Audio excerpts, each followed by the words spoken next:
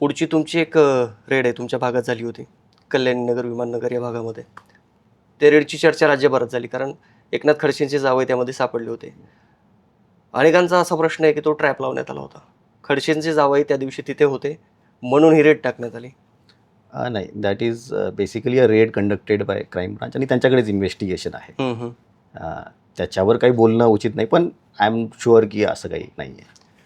ठीक आहे, तुम्ही त्यावर नाही बोलणार. मात्र या परिसरामध्ये आजही अवैध पब सुरू आहेत, अवैध धंदे सुरू आहेत. त्याचं काय करायचं? अवैध पब्स बाबत मी खात्रीशीररित्या एवढं सांगू शकतो की अवैध पब कोणता चालू नाही आहे, इन द सेन्स की लायसन्स नाही आहे आणि त्याप्रमाणे मग ते पब चालवत आहेत.